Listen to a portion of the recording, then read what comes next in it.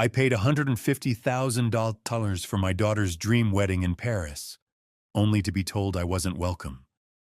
Not because I was abusive, not because I caused a scene, but because I don't speak French. She emailed me and said my presence would embarrass her in front of her aristocratic in-laws, that I should stay home, quietly, like a problem she needed to hide.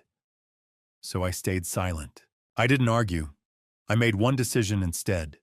The next morning, I woke up to 23 missed calls. Before we go any further, thank you for being here with me. If you're watching right now, comment where you're watching from, and tell me, have you ever felt like a walking wallet in your own family? And just a quick note before we continue, this story includes a few fictionalized elements added for storytelling and educational purposes. Any resemblance to real people or places is coincidental, but the message behind it is absolutely real. My name is Harrison Cole. I am 73 years old, and I have lived in Chicago my entire life. I am not a fancy man. My hands are rough like sandpaper from 50 years of pouring concrete and framing houses in the freezing Illinois winters. I built my construction business from nothing. I started as a laborer mixing mortar until my back felt like it was breaking, and I ended up owning the company. I worked 18-hour days so my daughter Madison never had to lift anything heavier than a textbook. It was 3 in the morning on a Tuesday. My apartment was quiet, the kind of quiet that rings in your ears when you live alone. On my dining table sat a battered leather suitcase I had bought 20 years ago. Next to it was a first-class ticket to Paris for a flight leaving at 10 in the morning. I was supposed to be excited. My little girl was getting married in a castle in France. A real castle. The Château de Villette. I had seen the pictures. It looked like something out of a fairy tale movie. It should have been the proudest moment of my life. I was folding my best suit, the charcoal gray one I bought specifically for this trip, when my phone buzzed on the table. The screen lit up the dark room. It was an email from Madison. The subject line made my stomach drop. It just said, "Do not come urgent." My hands were shaking a little as I picked up the phone. I thought maybe there was an emergency. Maybe the wedding was off. Maybe she was hurt. But as I read the words, the air left my lungs. It was not an accident. It was an execution. The email read, "Dad, please do not get on the plane. I have been thinking about this all night, and I have to be honest for the sake of my future. Your presence in Paris will be a disaster. Jean-Luc comes from a very old and prestigious family. They are aristocrats, Dad. They speak French and discuss art and philosophy. You do not speak French. You eat with your elbows on the table. You tell loud stories about construction sites. You will embarrass me." I sat down heavily on the wooden chair. I read the next line, and it felt like a physical punch to the chest. She wrote, "I have already told Jean-Luc and his parents that you had a sudden heart complication and cannot fly. It is better this way. Please do not ruin this for me. I need you to understand that this is about my image. Oh, and one more thing. The florist just emailed me saying the final installment of $50,000 is due tomorrow morning. Please transfer it before you go to the doctor. I love you." I stared at the phone until the screen went black. I did not cry. Men like me, we do not cry when we get hit. We go numb. We assess the damage. I looked at the checkbook sitting on the counter. Just last week, I had signed a check for $150,000. To make that happen, I had to sell a piece of land in the suburbs that I had been holding on to for 20 years. That land was my retirement cushion. It was my safety net. But Madison had said she needed a fairy tale. She said Jean-Luc was a count or a duke or some kind of royalty, and they had to maintain a certain standard. She said, "Dad, it is a once-in-a-lifetime event." So I sold the land. I wired the money. I looked around my apartment. It is a modest place. 2 bedrooms, old furniture. I drive a Ford truck that is 10 years old. I have never bought myself a luxury car. I have never bought designer clothes. Every extra dollar I ever made went into Madison. Private schools, ballet lessons, summer camps in Europe, university tuition that cost more than my first house. I wanted her to have the world I never had, and apparently I succeeded. I gave her a world where I no longer fit in. I sat there in the dark for a long time. I remembered the day she was born. I remembered holding her in the hospital parking lot, promising her that I would always take care of her. I remembered her high school graduation, when she looked at my work boots and asked me to wait in the car so her friends would not see me. I should have seen the signs then. I picked up the phone and dialed her number. It was 10 in the morning in Paris. She should be awake. She answered on the second ring. In the background, I could hear clinking glasses and loud laughter. There was classical music playing. "Hi, Dad," she said. Her voice was breezy and light. "Did you get my email?" "Yes, I got it," I said. My voice sounded raspy. "Okay, good," she said. "Look, I know you are probably a little hurt, but you have to be realistic. Jean-Luc's mother is a countess. She is very particular. If you were there, stumbling around trying to order food in English, it would just be awkward for everyone.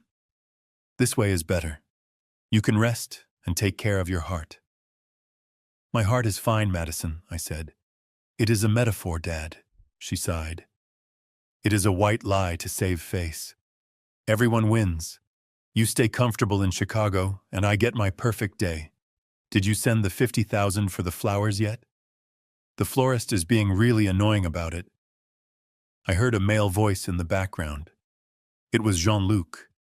He was speaking English, but with that thick accent I had only heard once on a video call. "Tell the old man to hurry up," he shouted. "The champagne vendor is here too." Madison laughed. "You hear that, Dad? We are under pressure here. Just wire the money and we will FaceTime you during the ceremony." "Okay." She did not even ask how I was feeling. She did not apologize. She just wanted to make sure the check cleared. I realized then that I was not her father. I was not a person to her. I was a resource. I was an ATM machine that breathed. I looked at the photo of my wife Catherine on the mantel. She passed away 10 years ago. She was the soft one. She always told me I was too hard on the crews at work, but too soft on Madison. She used to say, "Harrison, you are teaching her that money grows on trees." I looked at Catherine's smiling face and I whispered, "I am sorry, honey, but our little girl is broken." I took a deep breath, the kind of breath you take before you lift a heavy beam. "Okay, Madison," I said. "I understand." Really, she sounded relieved. "Oh, thank you, Daddy. You are the best. I knew you would understand. It is just business, really. It is about branding." "Yes," I said. "It is just business. I will not embarrass you anymore." I hung up the phone. I stood up and walked to the table. I picked up the first-class ticket to Paris. It cost me $4,000, non-refundable. I ripped it in half. Then I ripped it again and again until it was just confetti on my floor. I looked at the clock. It was 4 in the morning. I picked up my phone again and scrolled through my contacts until I found Sarah Jenkins. Sarah has been my lawyer for 30 years. She is a shark. She handled every contract dispute I ever had in the construction business. She knows where every skeleton is buried, and she knows how to use a shovel. I pressed call. She answered on the 4th ring, her voice thick with sleep. "Harrison, it is 4 in the morning. Is the building on fire?" "No, Sarah," I said. "But I need you to wake up. We have work to do." "What kind of work?" she asked. "I need to cancel some contracts," I said. "Harrison, what are you talking about?" "The wedding," I said. "I want to cancel the wedding." There was a silence on the other line. Then I heard the rustling of sheets and the sound of a lamp clicking on.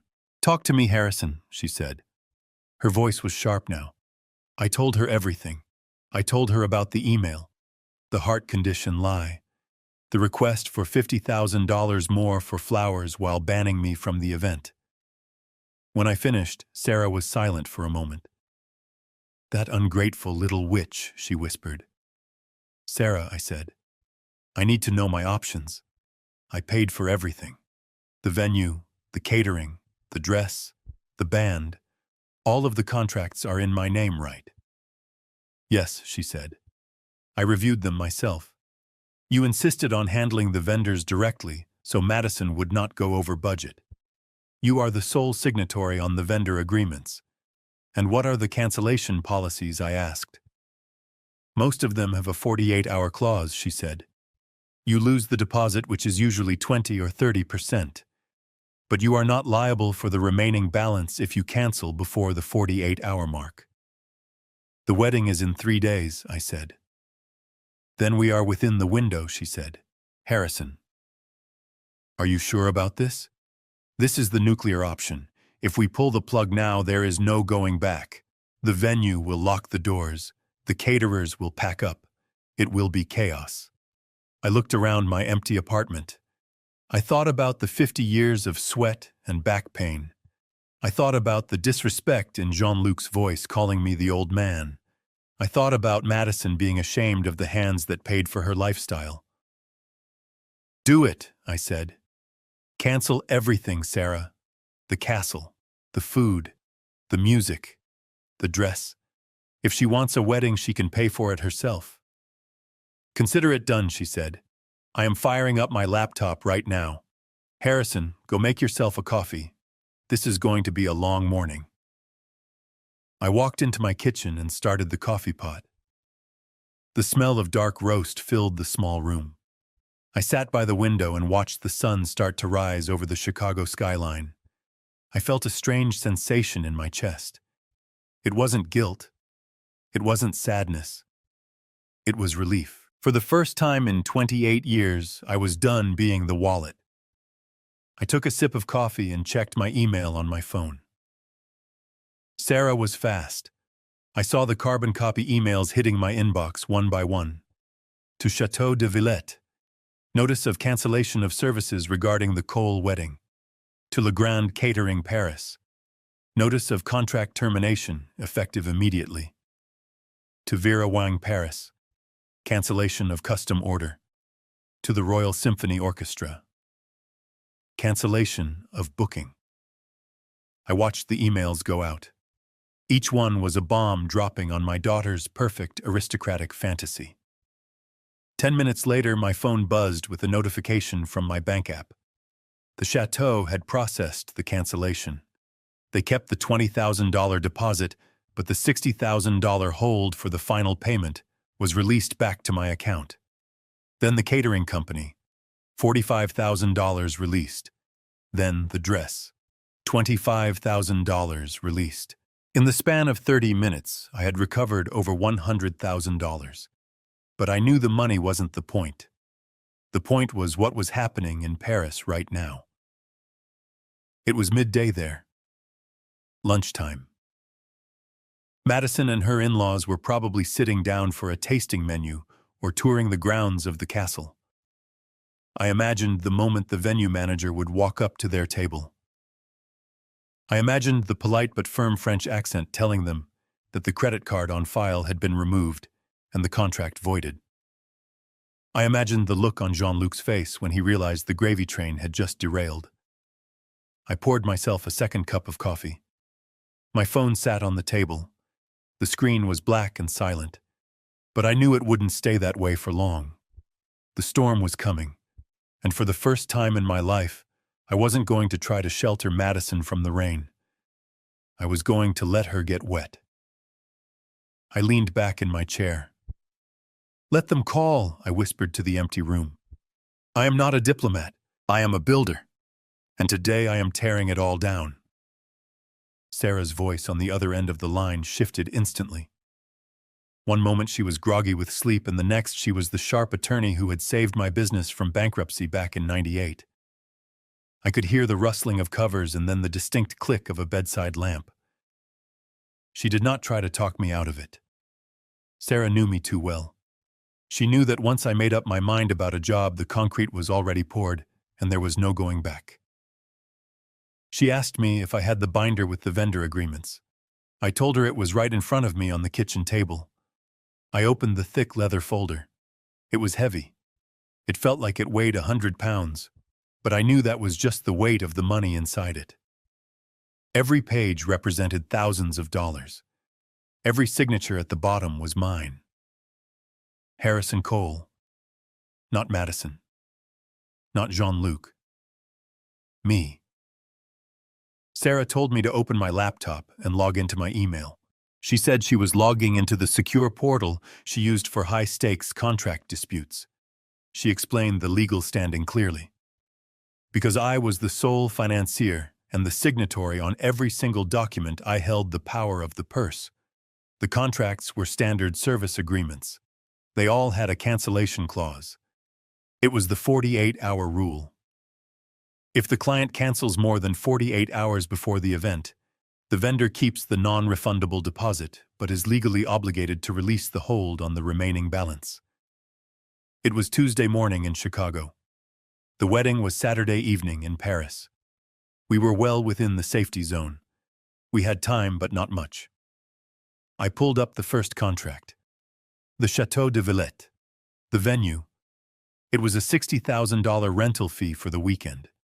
$60,000 for a building that was just stone and mortar like any other building I had ever constructed. But this one had history. It had prestige. It was the stage Madison needed for her performance as a future aristocrat. I looked at the clauses. The deposit was $12,000. That money was gone the moment I signed the paper 6 months ago. I accepted that loss. It was the cost of tuition for the lesson I was about to teach. But the remaining $48,000 was currently sitting as a pre-authorization on my American Express black card. It was scheduled to post as a final charge in exactly 3 hours. Sarah told me to draft the email. She dictated the legal language. I typed it out with my 2 index fingers the way I always typed. Formal notice of cancellation. Effective immediately. Reference contract number 7429. I hovered my finger over the send button. For a second, my mind drifted back to a dinner 6 months ago. It was the only time I had met Jean-Luc in person. Madison had brought him to Chicago to meet me. We went to a steakhouse downtown. I was wearing my work boots because I had come straight from a site inspection. They were Red Wings. Good leather. Expensive. But they were covered in a fine layer of dust. I remembered Jean-Luc looking under the table. He nudged Madison and whispered something in French. Then he looked at me and switched to English. He said, "Mr. Cole, in France we have a saying. You can tell a man's worth by his shoes. It is a pity you do not invest in better quality." He laughed. A small, superior laugh. Madison laughed with him. She said, "Oh, Jean-Luc, Dad is just practical. He does not understand fashion." I did not say anything then. I paid for the $300 dinner. I tipped the waiter 20%. I walked to my truck in my dusty boots. Now sitting in my kitchen, those dusty boots were resting on the rung of my chair. The same boots that had paid for the chateau he wanted to get married in. I pressed send. The email whooshed away. The first domino had fallen. Sarah told me to move to the next one. Le Grand Catering. This was the big one in terms of logistics. $45,000 for food and wine. They had ordered vintage champagne. They had requested truffles flown in from Italy. It was obscene. I eat meatloaf on Tuesdays. I make a pot of chili on Sundays that lasts me half the week. The idea of spending $45,000 on a single meal made my stomach turn even when I signed the check. But I did it because Madison said it was essential. I typed the second email. Sarah reminded me to attach the copy of the contract highlighting the cancellation paragraph. She was thorough. She wanted to make sure they had no wiggle room to claim breach of contract. We were following their rules. We were just using them against them. As I typed the catering cancellation, I thought about the email Madison sent me 3 hours ago. She was worried I would embarrass her with my table manners.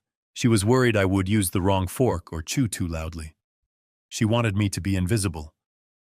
Well, I was about to make the food invisible too. I sent the email. Another $45,000 saved. Another blow to the perfect image she was trying to curate. The last one was the hardest. Vera Wang, Paris. The dress. $25,000 for a custom gown. I remember when Madison was 5 years old. I bought her a dress for Easter. It was pink with little white flowers. It cost me $40 at a department store. I thought it was the most beautiful thing I had ever seen. She twirled around the living room and told me she felt like a princess. I remember lifting her up and telling her she was my princess. That little girl was gone. She had been replaced by a woman who would lie about her father's health to keep him away from her wedding. A woman who cared more about the label on her dress than the man who paid for it. I hesitated on this one. Canceling the venue and the food was business. Canceling the dress felt personal. It felt like I was stripping her of her armor. Sarah's voice came through the phone, soft but firm. "Harrison, are you still there?" "I am here, Sarah," I said. "Do you want to skip the dress?" she asked. "We can leave that one." I looked at the empty chair across from me where Catherine used to sit. Catherine would have been heartbroken by all of this. But Catherine also hated lies. She hated pretense. She raised Madison to be better than this. If I let Madison get away with this, I would be failing Catherine too. "No," I said. "Cancel it. Cancel it all." I typed the final email. Cancellation of custom order. Authorization revoked. I pressed send. It was done. I sat back in my chair. The adrenaline that had been fueling me for the last hour started to fade, replaced by a cold, hollow feeling. I had just detonated a bomb in the middle of my daughter's life. I knew exactly what the blast radius would look like. Sarah told me she would handle any legal pushback from the vendors. She said she would draft a cease and desist letter if they tried to contact me directly. She told me to turn off my phone notifications and try to get some sleep. I thanked her and hung up. But I did not turn off my phone. I placed it face up on the table next to my coffee mug. I watched the screen. 5 minutes passed, then 10. Then the first notification appeared. It was an automated reply from the chateau. "We have received your request for cancellation," it said. "Per our policy, the credit card on file has been removed from the reservation. Your booking has been voided. Please allow 10 to 15 business days for the release of funds." Then the second one. The catering company. Contract terminated. Then the third. The dress shop. Order canceled. It was real now. The systems were updating. Across the ocean, computers were processing the data. In Paris, credit card terminals were flashing declined. I took a sip of my coffee. It was cold now, but I drank it anyway. The bitterness matched the taste in my mouth. I imagined Jean-Luc in his expensive Italian shoes, walking up to the reception desk at the chateau. I imagined him trying to order a bottle of wine to celebrate. I imagined the confusion on his face when the concierge told him there was no account to charge it to. I imagined Madison waking up in her hotel suite. She was probably reaching for her phone, expecting a transfer confirmation for the flowers. Instead, she was going to find a void. My phone buzzed again. This time it wasn't an email. It was a notification from my bank app. Credit card ending in 4092 has been locked by user request. I had done that part myself right before I called Sarah. I froze the card. Even if they tried to force a charge through, it would bounce. I had cut the line. The safety net was gone. I looked out the window. The sun was fully up now over Lake Michigan. The city was waking up. People were going to work. Construction crews were pouring concrete. Life was going on. But in Paris, my daughter's world was collapsing. I did not feel happy. I did not feel triumphant. I felt like a man who had just amputated his own arm to stop an infection from spreading. It hurt. It hurt like hell. But I knew it was necessary to survive. I poured another cup of coffee and waited. The silence in the apartment was heavy. It was the calm before the storm. I knew that in a matter of minutes that phone was going to start screaming. I knew the insults were coming. The tears. The rage. Let them come. I was Harrison Cole. I had weathered blizzards, recessions, and the death of my wife. I could weather the anger of a daughter who forgot where she came from. I took a deep breath and watched the phone. The screen lit up. Incoming call, Madison. I let it ring. I watched the phone vibrate against the wood of my kitchen table. It started as a low hum, a single buzz that I could have ignored. But then it came again. And again. Within seconds, the phone was not just buzzing, it was dancing across the surface like a jackhammer, trying to break through concrete. The screen lit up the dark kitchen with a strobe light effect flashing name after name. Madison. Jean-Luc. Madison again, unknown number, Madison. It was 2 a.m. in Chicago, which meant it was 8 a.m. in Paris. The city of light was waking up, and my daughter was waking up to a nightmare of my creation. I did not pick it up immediately. I sat there with my cold coffee watching the chaos I had unleashed. The silence of my apartment was gone, replaced by the aggressive mechanical vibration of 23 missed calls and 50 text messages piling up on the lock screen. It felt like I was watching a demolition countdown. I had pressed the button hours ago, and now the building was finally collapsing. I reached out and silenced the ringer, but I did not turn the phone off. I needed to see this. I needed to witness the fallout. I unlocked the screen and opened the messaging app. The timeline of the texts told a story better than any book I had ever read. It started with confusion. The first message from Madison came in at 1:15 in the morning, my time just as the business day was starting in France. Dad, there is a problem with the card on file for the flowers. It says declined. Please call the bank ASAP. 10 minutes later, another one. Dad, are you awake? The venue manager just called our room. He says there is a flag on the account. Call me now. Then the tone shifted. The denial phase was over and the panic was setting in. Dad, why did I just get an email from Vera Wang saying my dress order is canceled? This is not funny. Pick up the phone. Then came the rage. What the hell are you doing, Harrison? That one was from Jean-Luc. He had never called me Harrison before. It was always Mr. Cole, or usually just him talking about me in the third person to Madison. Now he was addressing me directly, and he was angry. I scrolled down. The messages became a blur of desperation and threats. You are ruining my life. Everyone is laughing at us. If you do not fix this in the next 10 minutes, I will never speak to you again. You are a bitter, jealous old man. I hate you. I read every single one of them. Each word was a brick being removed from the wall that had separated me from the truth for so long. My daughter did not love me. She loved the lifestyle I provided. And now that the lifestyle was gone, the love had evaporated like water on hot pavement. I went to the voicemail tab. There were 12 messages. I pressed play on the first one from Madison. Dad. She was crying. Not the soft tears of a heartbroken bride, but the jagged, gasping sobs of a child who dropped her ice cream. Dad. Please tell me this is a mistake. The hotel says we have to vacate the suite by noon because the payment for the week was retracted.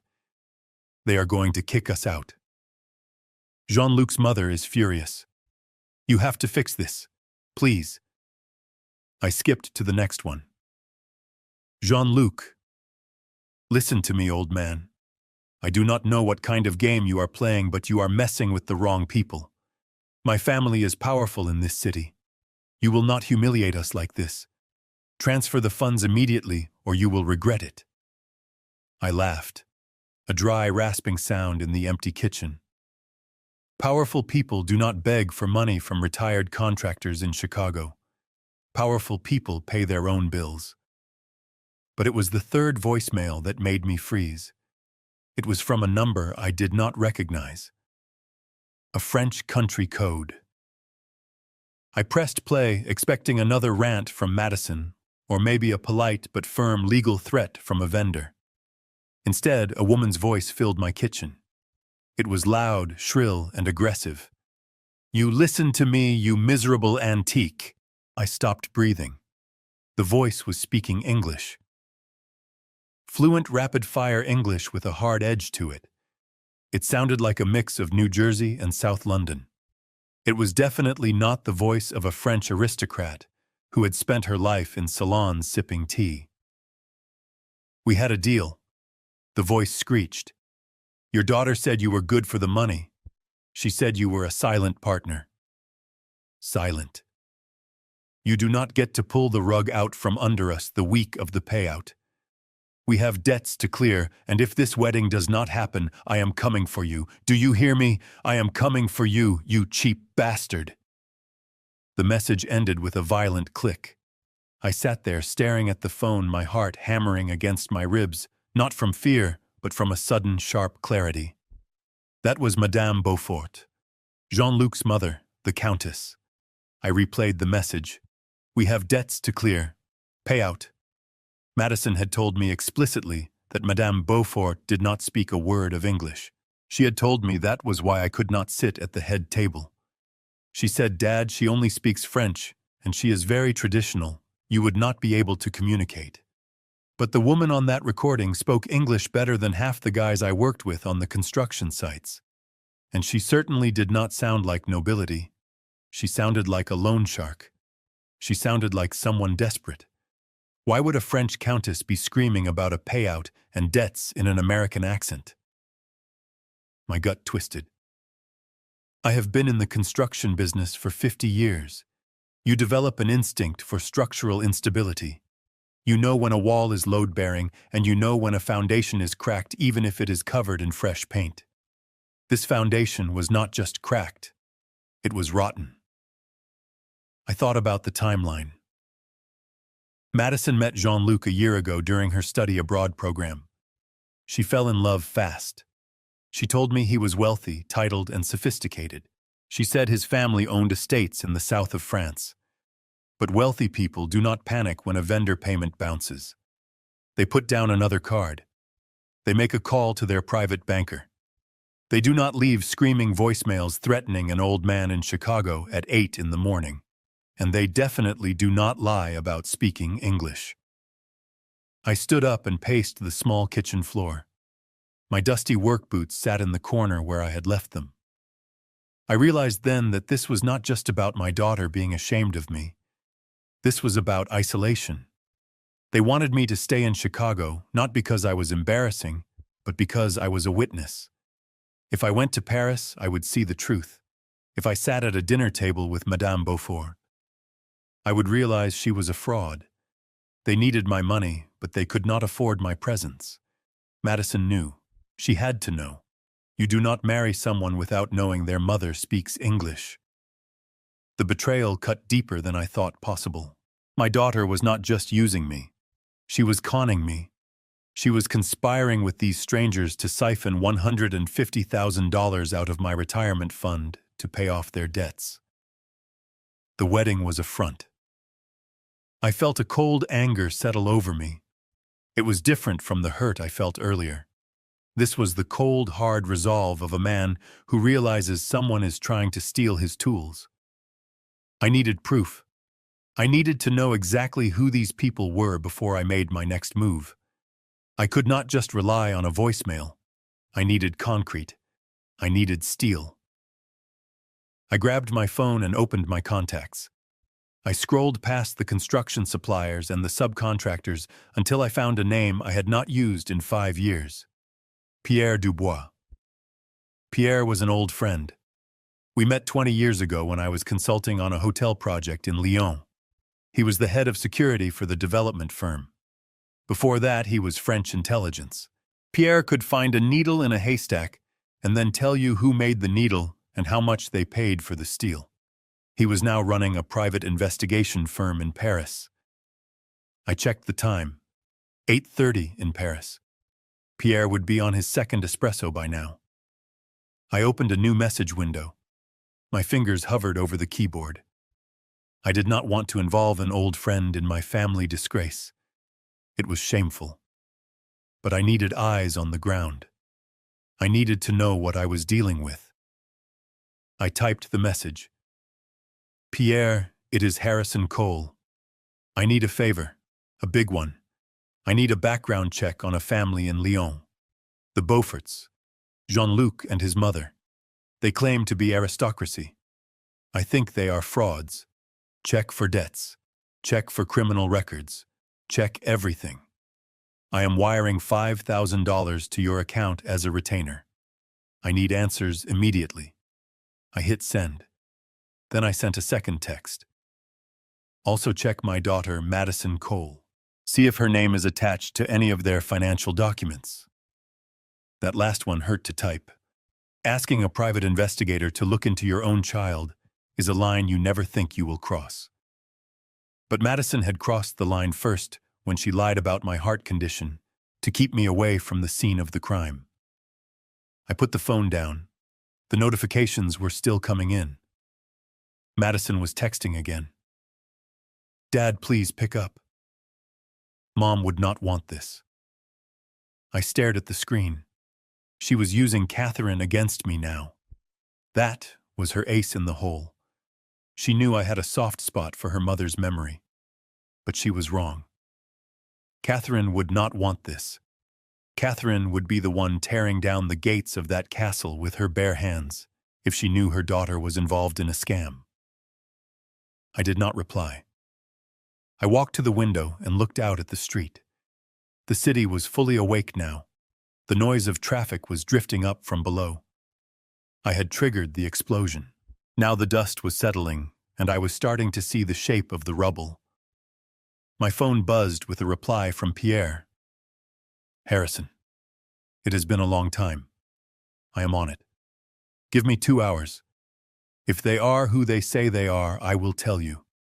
If they are not, I will find out who they are hiding from. I let out a breath I didn't know I was holding. 2 hours. In 2 hours, I would know if my son-in-law was a count or a conman.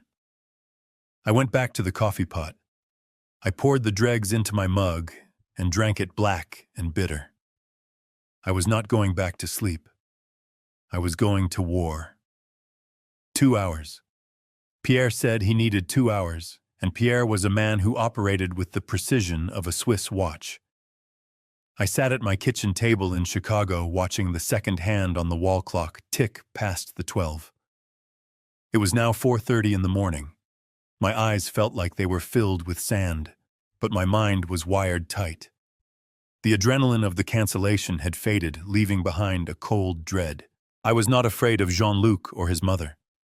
I was afraid of what I was about to find out about my own flesh and blood. The laptop screen blinked. A secure file transfer from Pierre arrived in my inbox.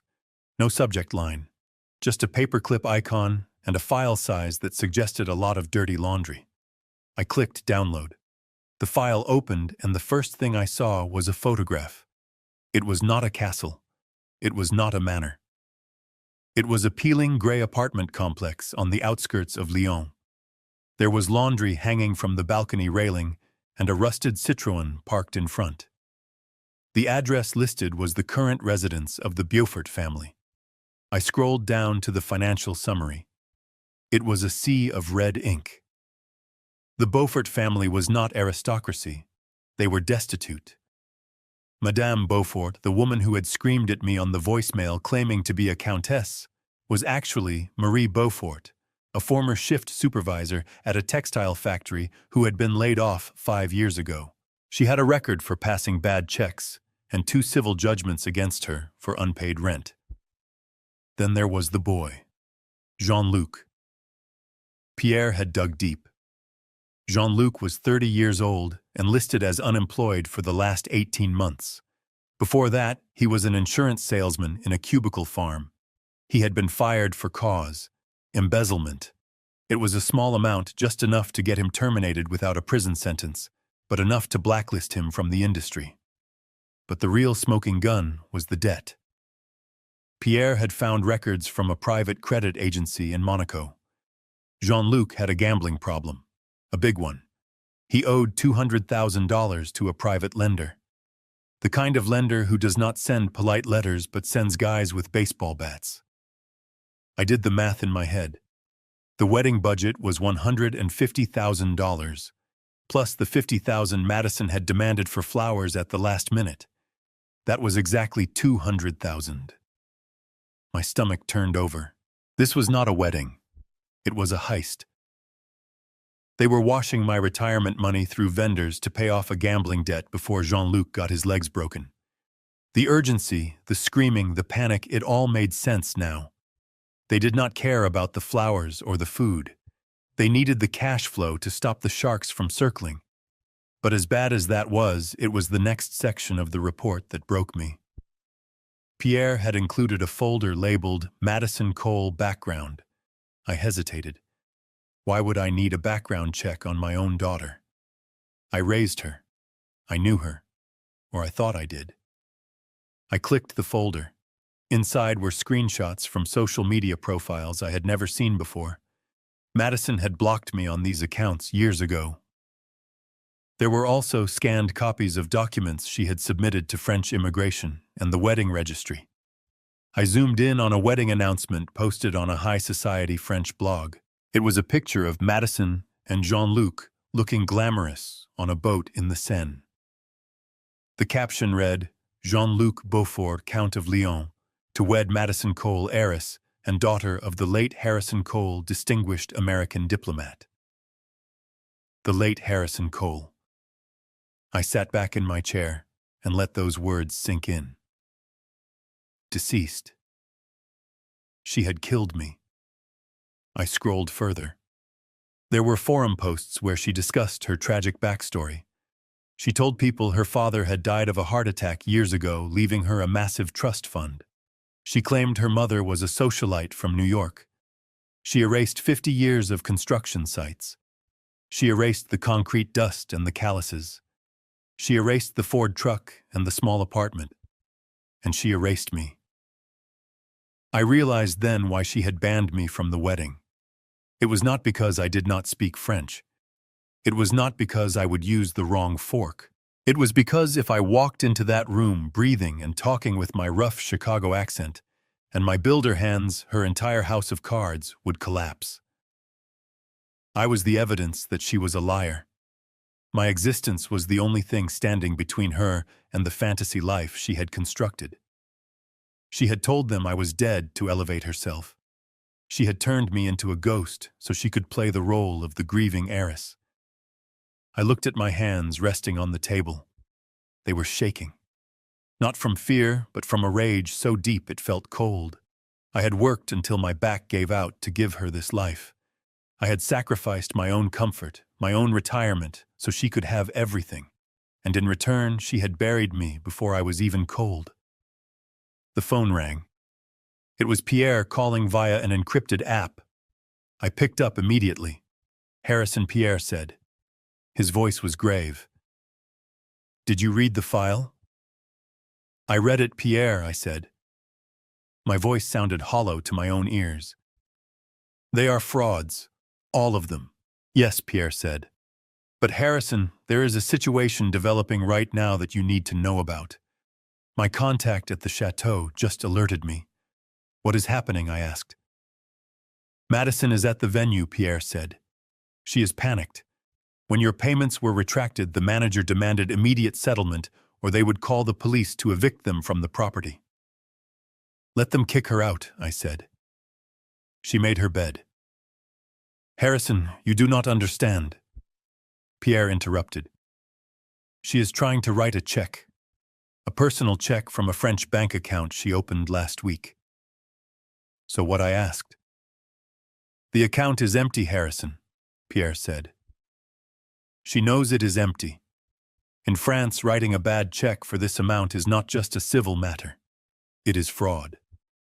If she hands that piece of paper to the manager and it bounces, she will be arrested. The police here do not play games with check sans provision. She is looking at prison time, Harrison. I closed my eyes. Prison. My daughter was standing in a castle in France about to sign her life away, not to a husband, but to the French judicial system. She was so desperate to keep the lie alive, so desperate to maintain the facade in front of her fake aristocratic in-laws, that she was willing to commit a felony. She was willing to go to jail rather than admit the truth. And Jean-Luc? Where is he? I asked. He is there, Pierre said. He is pressuring her to sign. He needs that venue secured so he can try to leverage it for more loans. He is using her as a shield, Harrison. I looked at the clock. It was nearly 5 in the morning. If I did nothing, Madison would be arrested within the hour. She would be humiliated publicly. She would have a criminal record. She would be ruined. Part of me, the part that had been hurt by her email and her lies, wanted to let it happen. It would be justice. It would be the ultimate lesson. But I was still her father. Even if she said I was dead, even if she was ashamed of me, I was the man who taught her to ride a bike. I was the man who put band-aids on her scraped knees. I could not let her go to prison for a con man. But I was not going to save her either. Not in the way she wanted. I was not going to wire the money and let the wedding proceed. I was not going to let her marry a man who was using her to pay off gambling debts. I needed to stop the wedding. I needed to expose the truth. I needed to blow the whole thing up in person. Pierre, I said, can you buy me some time? How? Pierre asked. Call the venue manager, I said. You know him, right? Tell him the funds are coming. Tell him there is a wire transfer delay from the States. Lie to him, Pierre.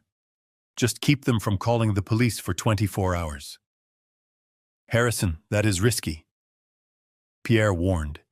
If the money does not show up, my reputation is on the line. I am coming, Pierre, I said. I am coming to Paris. You are coming to pay? Pierre asked, sounding confused. No, I said. I am coming to end this. I am going to walk into that rehearsal dinner and I am going to introduce myself. I am going to show them exactly who Harrison Cole is. I am going to show them the dead diplomat is very much alive. There was a silence on the line. Then I heard a small, dry chuckle from Pierre. I see, he said. You are going to burn it down. Yes, I said. I am going to burn it all down. I will make the call, Pierre said. Get on the plane, Harrison, and bring your tuxedo. If you are going to crash a party, you should dress for the occasion. I hung up the phone. I walked into my bedroom. I grabbed the suit I had folded earlier, the charcoal gray one. I threw it back in the suitcase. Then I went to the back of my closet. I pushed aside the flannel shirts and the work coats until I found a garment bag that had not been touched in 10 years. Inside was a tuxedo. It was a Brioni. I had bought it for a gala I attended with Catherine years ago when my business was at its peak. It was the only piece of truly expensive clothing I owned. I held it up. It still looked sharp. Madison wanted a diplomat. She wanted a distinguished father. Well, she was going to get one. I packed the tuxedo. I packed my dress shoes. I picked up my laptop and booked a new ticket. Economy class, middle seat. I wasn't wasting another $4,000 on comfort. I was going to war, and soldiers travel light. I looked at the picture of Catherine one last time. She is in trouble, Kate, I whispered. She is lost in a lie so big she can't see the way out.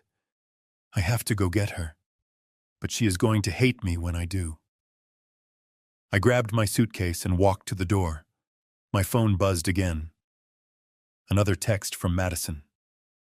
Dad, please, just send the money. I will pay you back, I promise. I deleted the message. There would be no more money. There would be no more lies. I walked out of my apartment and locked the door. The hallway was quiet. Chicago was sleeping. But in Paris, the clock was ticking down. I had 10 hours to get there. 10 hours to prepare myself to look my daughter in the eye and destroy her dreams to save her life. I got into the elevator and pressed the button for the lobby. The descent began. I stood at the chaotic check-in counter at O'Hare International Airport. The line for economy class snaked back and forth like a maze of misery. Families with screaming toddlers, exhausted business travelers, and tourists dragging oversized bags surrounded me. Usually when I traveled, especially for something as significant as my daughter's wedding, I flew first class. I had earned that comfort after 50 years of breaking my back. But today was different. Today I was not a father going to celebrate. I was a man going to work. And when you go to a job site, you do not take the limousine. You take the truck. I bought a one-way ticket to Charles de Gaulle. Economy. Middle seat. Row 42. The price was $800, a fraction of what I had spent on the original ticket I destroyed. That $4,000 was gone, but I considered it a small price to pay for the clarity I now had. I looked at the boarding pass in my hand. It felt thin and cheap. It felt appropriate. I found a quiet corner near the gate to wait. My phone was in my hand. I had turned the ringer back on. I knew she would call. She had to call. The venue manager in Paris would be putting pressure on her by now. Pierre had bought me time with his lie about the wire transfer delay, but Madison would be desperate for confirmation. And sure enough, 10 minutes before boarding, the phone buzzed. Madison. I took a breath. I let it ring twice. I needed to compose myself. I needed to find the voice of the Harrison Cole she thought she knew. The pushover, the wallet, the man who would do anything to stop his little girl from crying. I answered. Hello, Madison. Dad. Her voice was breathless. It sounded like she had been running, or crying, or acting. Dad, I am so sorry. She paused, waiting for me to jump in and comfort her. I stayed silent. I really am, she continued, her voice dropping to that sweet pitch she used when she was 10 years old and wanted a pony. I have been under so much stress. You have no idea.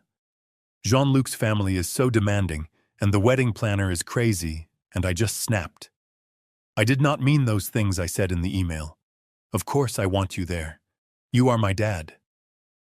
I listened to the performance. It was good. If I did not know she had declared me dead on a French wedding registry, I might have believed her. I understand stress, Madison, I said, keeping my voice flat. Weddings are difficult. Yes, exactly, she said, seizing on the opening. And look, I have a solution. I know your heart condition makes it impossible to fly. The lie again. She was sticking to the script, even when apologizing. So Jean-Luc and I talked, she said. We came up with a compromise. We are going to set up a special iPad right in the front row. We will have a Zoom link just for you. You can watch the whole ceremony live from your living room. It will be like you are right there with us, without the risk to your health. Zoom.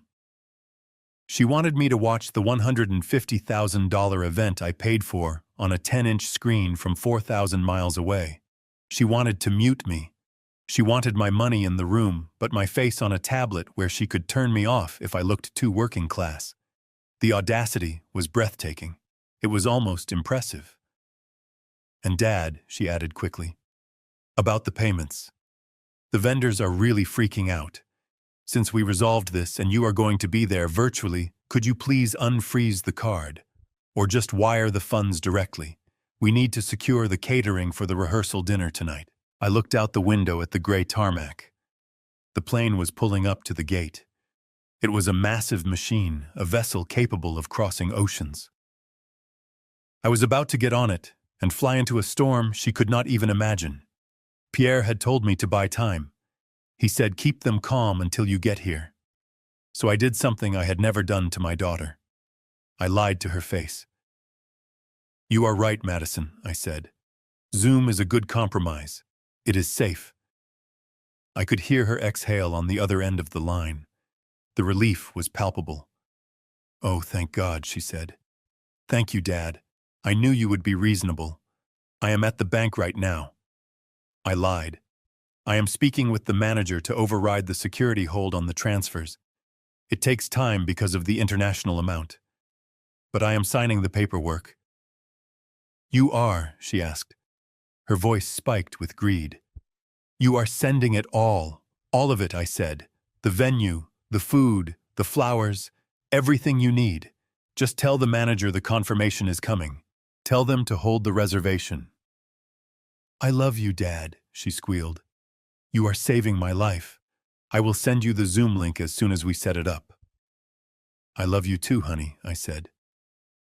And then I hung up. I felt a wave of nausea hit me. Lying to your child goes against every instinct a parent has. We are wired to protect them, to be truthful, to guide them. But I was not protecting her anymore. I was hunting a predator. And predators do not get the truth. They get bait. I had just baited the trap. She would tell Jean-Luc and his mother that the money was coming. They would relax. They would keep spending. They would dig the hole deeper, thinking I was filling it with cash. And when I arrived, I would kick the ladder away. They called my boarding group. Group 5. The last group. I walked down the jet bridge. The air was stale and smelled of jet fuel. I found my seat. It was tight. My knees pressed against the plastic back of the seat in front of me. The man next to me was already asleep, his elbow encroaching on my armrest. I did not care. I settled in and buckled the belt. As the plane taxied to the runway, I pulled out my phone one last time before switching to airplane mode. I opened the photo gallery. I had a folder named Madison. I scrolled back, years back. There was a photo of her at 6 years old standing in the frame of a house I was building. She was wearing a plastic yellow hard hat that was too big for her, slipping down over her eyes.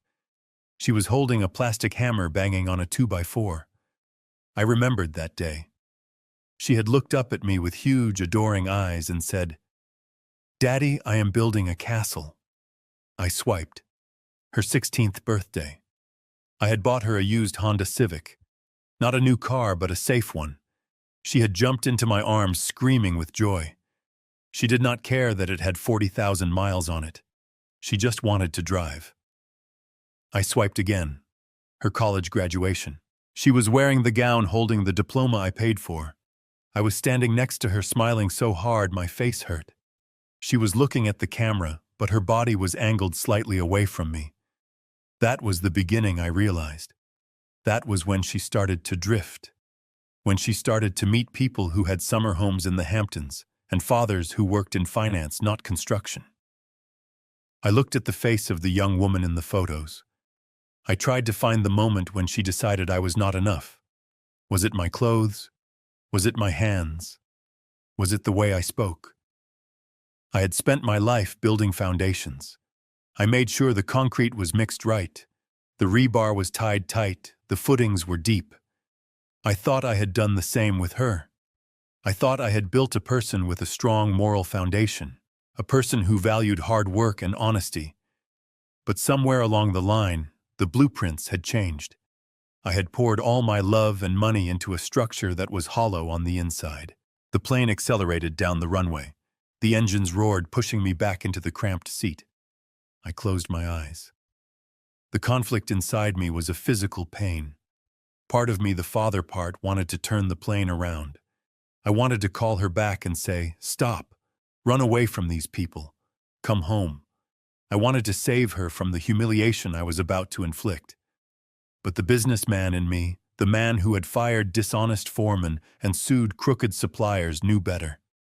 You do not fix a rotten beam by painting over it. You tear it out. If I saved her now, if I paid the debts and let the wedding happen, she would never learn. She would spend the rest of her life thinking she could lie and cheat and use people to get what she wanted. She would stay married to a gambler and a fraud. She would be trapped in a life of deception. Destroying this wedding was the only way to save her future. I put the phone away. I stared at the seatback in front of me. 8 hours to Paris. 8 hours to think about every mistake I had made as a father. I did not sleep. I watched the map on the screen slowly track our progress across the Atlantic. I drank water. I refused the meal. My stomach was in knots. As we crossed the coast of France, the sun began to set again. It was evening in Europe. The rehearsal dinner would be starting soon. Madison and Jean-Luc would be at the restaurant clinking glasses, toasting to their good fortune, believing the wire transfer was processing. They were celebrating a victory that did not exist. The pilot announced our descent into Charles de Gaulle. The plane banked, and I saw the lights of Paris sprawling out below. The city of lights. It looked beautiful from up here, peaceful. But down there in the streets, my family was a crime scene waiting to happen. The wheels touched the tarmac with a jolt. The reverse thrusters roared. We slowed down, taxiing toward the terminal. Everyone around me stood up, reaching for bags, checking watches, eager to start their vacations or get to their meetings. I stayed seated until the aisle cleared. I grabbed my bag. I walked off the plane. As I entered the terminal, the rush of foreign voices surrounded me. French, German, Spanish. I did not speak any of them. Madison was right about that. I was an outsider here, but the language of money was universal, and I spoke that fluently. I stopped near the baggage claim and turned my phone on. It buzzed instantly. A flood of notifications came through. More missed calls from Madison. More texts from Pierre updating me on the location of the dinner. But one notification stood out. It was a text message from my bank in Chicago. It was marked Urgent Fraud Alert. I opened it. The message read, "We have detected suspicious activity on your account. Multiple failed login attempts from an IP address in Paris, France. User attempted to reset password using your social security number. Access has been blocked." I stared at the screen. It was not a vendor trying to charge a card. It was a login attempt. Madison. She had my social security number. She knew my security questions. When the wire transfer did not arrive, she did not just wait. She tried to break into my account. She tried to hack her own father to steal the money she thought she was owed. She was not just desperate. She was criminal. That was the drop that made the cup overflow. That was the moment the last thread of guilt snapped. She had tried to rob me, not metaphorically, literally. I looked up from the phone. My reflection stared back at me from the glass doors of the exit. I looked tired. I looked old. I looked like a man who had traveled 4,000 miles to find out his daughter was a thief. I put the phone in my pocket. I adjusted my jacket. I was Harrison Cole. I built skyscrapers. I built bridges. And tonight, I was going to dismantle a wedding. I walked through the sliding doors and into the Paris night. Pierre was waiting, and the rehearsal dinner was just beginning. Pierre was waiting for me at a small cafe in the Montmartre district, away from the tourist traps and the prying eyes of the city center. It was a place where locals drank strong coffee and smoked cigarettes with an intensity that suggested they were trying to burn down the filter. I spotted him immediately. He looked older than I remembered, but his eyes were the same. Sharp, watchful, the kind of eyes that missed nothing and forgave even less. He was sitting at a corner table with a thick manila envelope resting next to his espresso. I sat down across from him. I did not order. My stomach was still churning from the flight and the fraud alert from my bank. Pierre did not waste time on pleasantries. He tapped the envelope with a manicured fingernail. "Harrison," he said, his voice low and gravelly, "you are not going to like this." I did not come here to like things, Pierre, I said. I came here for the truth. Give it to me. He slid the envelope across the zinc table. It is worse than gambling debts, he said. Jean-Luc is not just a degenerate gambler. He is a predator.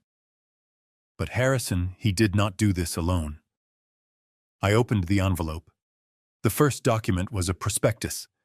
It was a glossy brochure for an investment opportunity in a tech startup based in Lyon. It looked legitimate at first glance. But then I saw the names on the board of advisors. Listed right there in bold print was Harrison Cole, former U.S. ambassador, senior diplomatic advisor. I felt the blood drain from my face. They used my name, I whispered. Pierre nodded. They did not just use your name. They used your credit rating. They used your reputation. Madison and Jean-Luc have been soliciting investments from wealthy families in Lyon and Monaco. They have been selling shares in a company that does not exist, claiming that you are the silent backer. They told investors that your diplomatic status guaranteed the funds were tax-exempt and secure. I turned the page. There were lists of victims. A retired teacher who lost her pension. A small business owner who mortgaged his shop. Madison was the face of the operation. Pierre continued. She played the part perfectly. The wealthy American heiress. The daughter of the great diplomat. She charmed them, Harrison. She looked them in the eye and took their money, promising them returns that were impossible. She told them her father was too busy with international affairs to meet them, but that he sent his personal regards. I felt sick. Physically sick. I had raised her to be honest. I had punished her when she stole a candy bar at age 5. I had lectured her on the importance of a handshake deal. And she had turned into a grifter. She is not just a liar, I said, my voice trembling. She is a criminal. Pierre nodded. And she is running out of time. The investors are getting restless. They were promised a payout after the wedding. They think the wedding is the merger event where the funds will be released. That is why the wedding has to happen. It is not about love. It is about buying time before the Ponzi scheme collapses. And the debts, I asked. The gambling debts are real, Pierre said. Jean-Luc took the investment money and went to the casinos. He lost it all. $200,000 of other people's money. That is why they needed your $150,000. Not for the flowers. Not for the venue.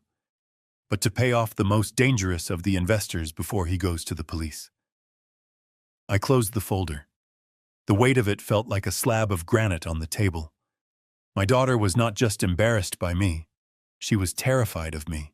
Because if I showed up and told the truth that I was a contractor, not a diplomat, the investors would realize they had been conned. The police would be called. The house of cards would fall. Where are they now? I asked. Pierre checked his watch. Right now they are at Le Grand Vefour, he said. It is a historic restaurant near the Palais Royal. Very expensive. Very exclusive. It is the location for the rehearsal dinner. I stood up. I am going there, I said. Pierre reached out and grabbed my wrist. His grip was surprisingly strong. Sit down, Harrison, he said. You cannot just storm in there. They have security. If you make a scene, they will throw you out and Madison will spin it. She will tell everyone you are the crazy, estranged relative she warned them about. She will use your anger against you to validate her lies. I sat back down. He was right. I needed leverage. I needed to be undeniable. How do we get in? I asked. Pierre smiled. It was a cold smile. A smile that reminded me why he was so good at his job. The owner of Le Grand Vefour is my cousin Michel, he said. He called me an hour ago. He is very stressed. Why, I asked. Because the reservation for tonight is for 30 people, Pierre said. The bill is estimated at 20,000 euros, and Madison has only paid a 5,000 euro deposit. The contract states the full balance must be paid before the first bottle of wine is opened. I remembered the text messages, the panic, The credit cards being declined. She does not have the money, I said. No, she does not, Pierre agreed. She gave Michel a check this morning. A check from that empty French bank account. Michel has not run it yet, but he suspects it is bad. He is holding the table, but he is nervous. He does not want to turn away a high-profile party, but he cannot afford to eat the cost. I reached into my jacket pocket. Before I left Chicago, I had stopped at my bank. I had withdrawn $15,000 in cash and converted another 10,000 into euros at the airport. I was walking around with enough cash to buy a small car. I pulled out a thick envelope of euros. Call your cousin, I said. Pierre raised an eyebrow. Tell him I am buying the debt, I said. Tell him I will pay the remaining 15,000 euros right now in cash. I will cover the entire cost of the rehearsal dinner. And what do you want in return? Pierre asked. I want a seat, I said. I want a seat at the head table. I want them to know that the dinner is paid for, but I want them to think it was a miracle. Do not tell them who paid. Just tell them a benefactor covered it. Let them relax, let them drink, let them think they got away with it one more time. And then Pierre asked. And then I said, I want control of the menu, and I want the microphone. Pierre laughed. He pulled out his phone and dialed a number. He spoke rapidly in French. I caught the words American and cash and father. He hung up and looked at me. Michel is expecting us, he said. He says if you pay the bill, you can serve them dog food for all he cares.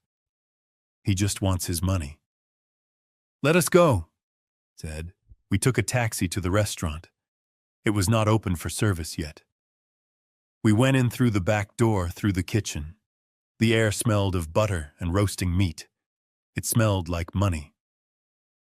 Michel met us in his office. He was a short, round man with sweat on his forehead. He looked relieved to see Pierre, and even more relieved when I placed the stack of euros on his desk. He counted it twice. His hands were shaking slightly. Monsieur Cole, he said in heavily accented English, you are a savior. Your daughter, she is difficult. You have no idea, I said. We made the arrangement. Michel would tell Madison that the check had cleared. He would tell her that everything was perfect. He would seat the party. He would start the wine service. And then at 8 o'clock sharp, he would open the doors for me. I left the restaurant and checked into a hotel across the street. I did not want to be far. I walked into my room and threw my suitcase on the bed. I unzipped it. The charcoal suit was there, practical and sturdy. But underneath it, in the garment bag, lay the tuxedo. I took it out. The black fabric seemed to absorb the light in the room. It was silk and wool, Italian. It cost more than my first car. I stripped off my flannel shirt and my jeans. I took a shower, scrubbing the travel grit from my skin. I shaved carefully. I looked at my face in the mirror. The lines were deep. The eyes were tired. But the jaw was set. I put on the white dress shirt. I fastened the studs. I tied the bow tie. My hands were steady now. The shaking had stopped. I stepped into the trousers and pulled on the jacket. It fit perfectly. I looked at myself in the full-length mirror. The man staring back at me did not look like a contractor. He did not look like a man who mixed cement. He looked like power. He looked like money. He looked like a diplomat. Madison had spent years lying about who I was. She wanted a distinguished father. She wanted someone who commanded respect. She wanted a man who could stand in a room of aristocrats and not look out of place. Tonight, I was going to give her exactly what she wanted. I was going to play the role she had written for me, but the script was mine. I checked my watch. 7:30. The guests would be arriving. Madison would be putting on her designer dress thinking she had dodged a bullet. Jean-Luc would be laughing, drinking champagne paid for by a man he thought was a fool. They thought the silence from Chicago meant defeat. They thought I was sitting in my apartment crying over a broken heart. They had no idea I was across the street adjusting my cufflinks. I walked to the window and looked down at the entrance of Le Grand Vefour. I saw a limousine pull up. I saw Madison step out. She looked beautiful. She looked happy. She looked like a fraud. Jean-Luc stepped out after her, holding her hand, whispering something in her ear. They walked into the restaurant like they owned the city. "Enjoy the appetizers," I whispered to the glass. I put my phone in my pocket. I grabbed the room key. I walked to the door. It was time to introduce myself. I am Harrison Cole, and tonight I am the ambassador of truth. Le Grand Vefour is a place that smells of history and old money. The walls are lined with gilded mirrors and hand-painted frescoes. The velvet banquettes are a deep, rich red. It is the kind of place where Napoleon Bonaparte used to dine. It is the kind of place where a concrete contractor from Chicago should feel small and out of place. But as I stood outside the heavy oak doors checking my cufflinks one last time, I did not feel small. I felt like a wrecking ball painted in gold leaf. Inside, the atmosphere was loud and celebratory. Through the crack in the door, I could see the long table set for 30. The crystal chandeliers cast a warm glow over the guests. They were a mix of Jean-Luc's family and the so-called investors that Pierre had told me about. They looked the part. Men in sharp suits, women in designer dresses. They were laughing, eating, drinking, with the voracious appetite of people who believe the bill is being covered by a ghost. My eyes found Madison immediately. She was sitting at the center of the table next to Jean-Luc. She looked radiant. Her hair was swept up in an intricate chignon, and she was wearing a white cocktail dress that probably cost more than my first work truck. She was holding a glass of red wine, swirling it theatrically. I watched as Michel, the owner, poured another round from a dusty bottle labeled Chateau Margaux, 1982. The bottle was real, but the wine inside was a €10 table red from the corner store. Pierre had arranged that little detail. It was a test. A true aristocrat would have spit it out immediately. But Jean-Luc took a sip, closed his eyes, and nodded solemnly. "Exquisite," he said, his voice carrying over the chatter. "You can really taste the terroir.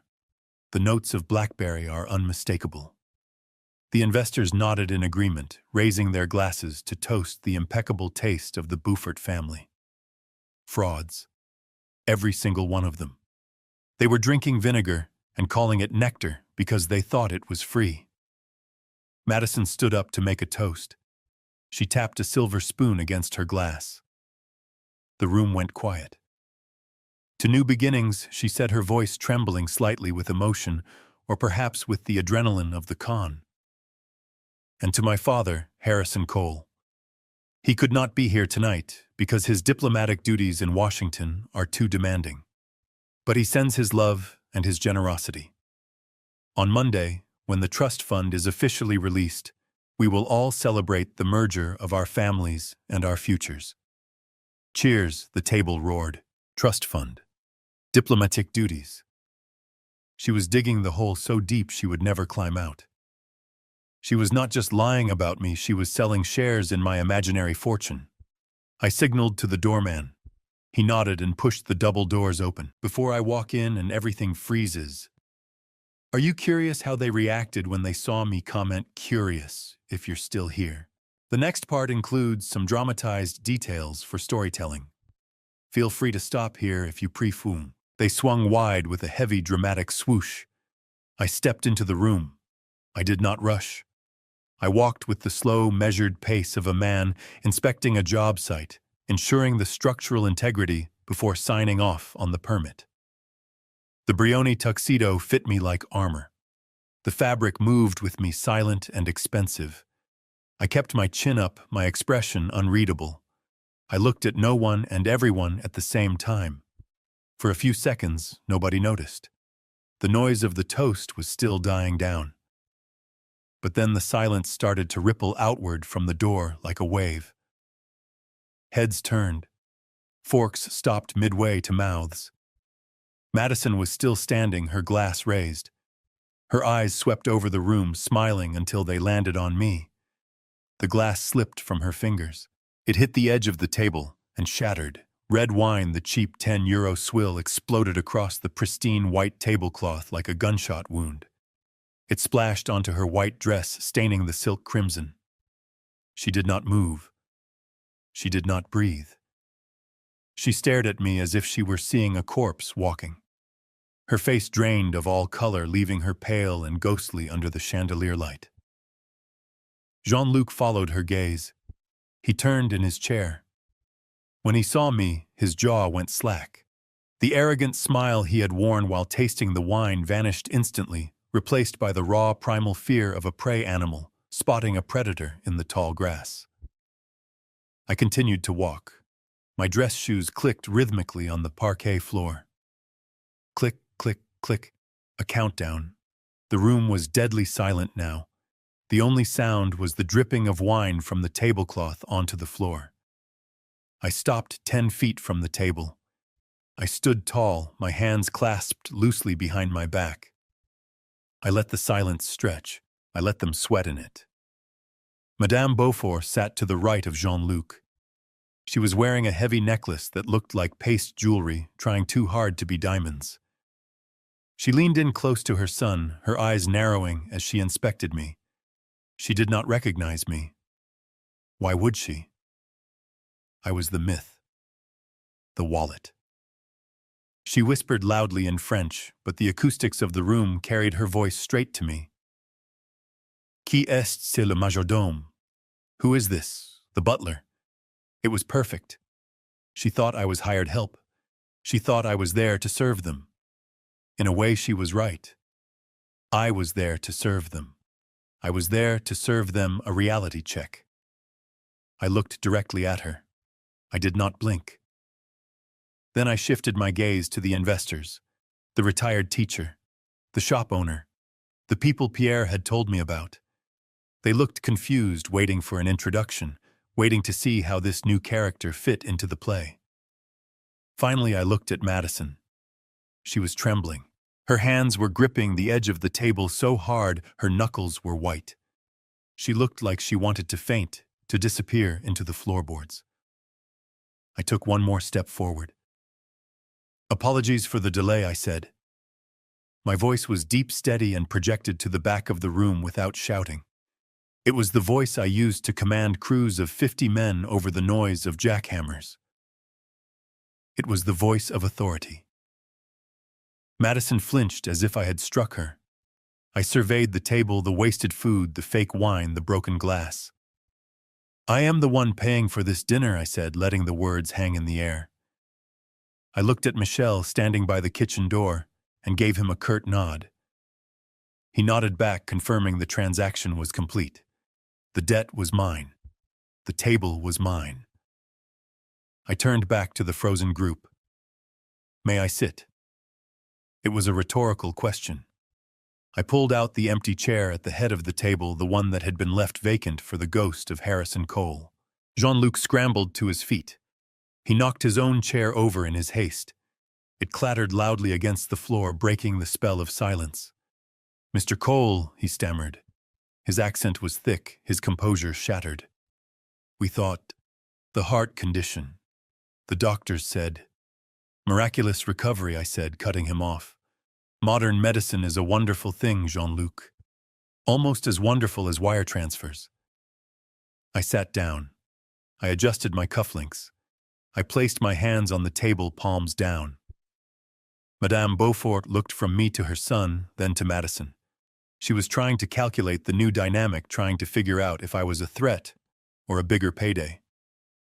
She smoothed her dress and forced a tight, reptilian smile. Ah, she said, switching to her accented English. The famous father. We are so honored. Madison said you were indisposed. I looked at her. I saw the greed in her eyes. I saw the desperation masked by layers of makeup and attitude. I said.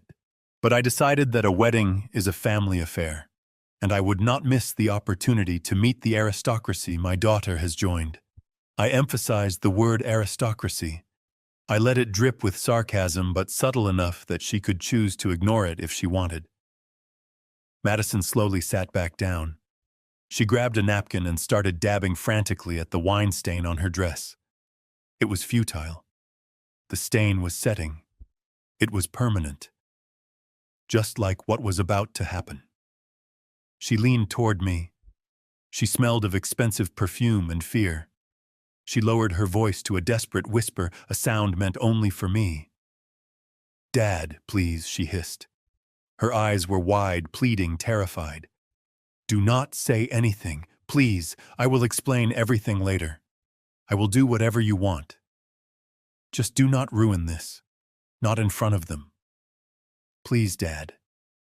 Play the part." I looked at her.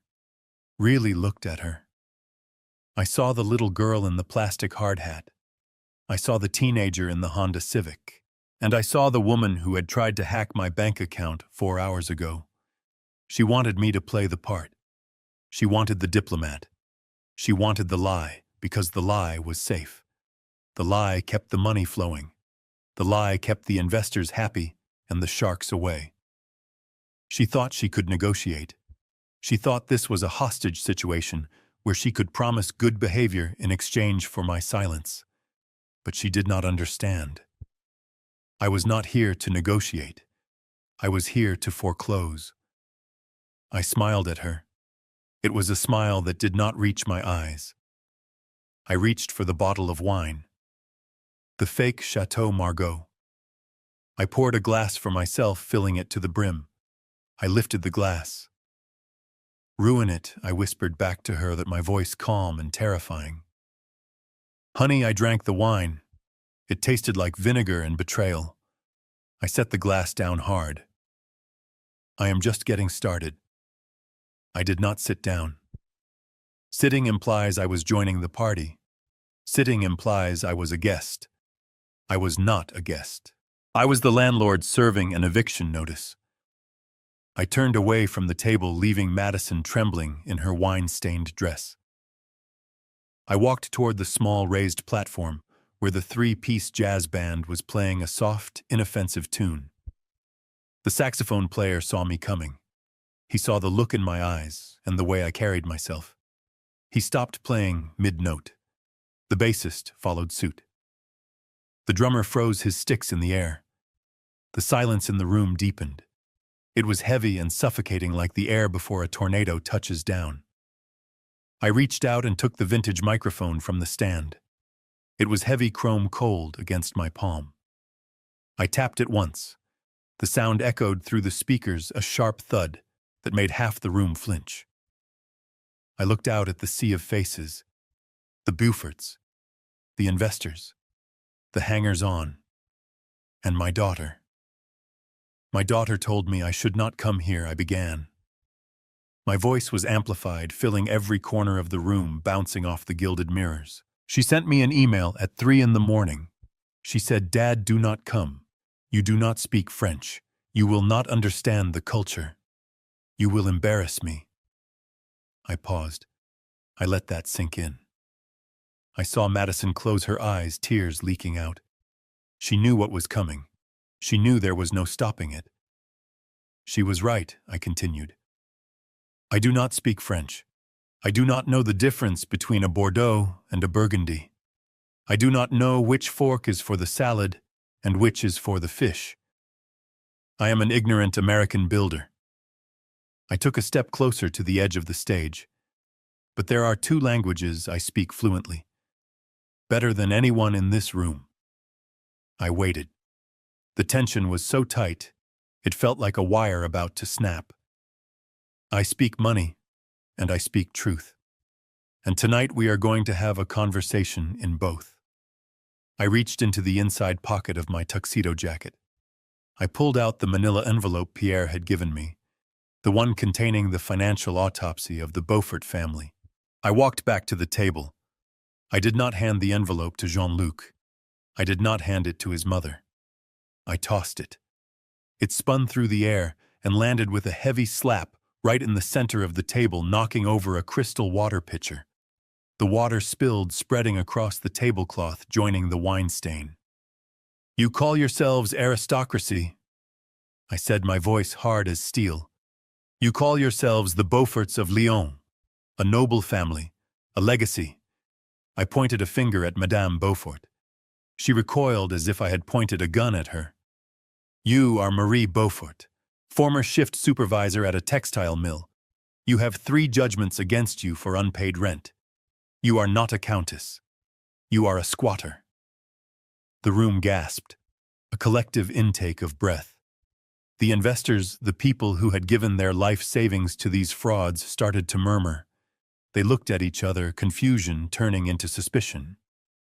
And you, I said, turning my gaze to Jean-Luc. The Count. The businessman. Jean-Luc was gripping the table, his knuckles white. He looked like he wanted to run, but his legs wouldn't work. You are an unemployed insurance salesman who got fired for stealing from the petty cash drawer. But that is not your biggest problem, is it, Jean-Luc?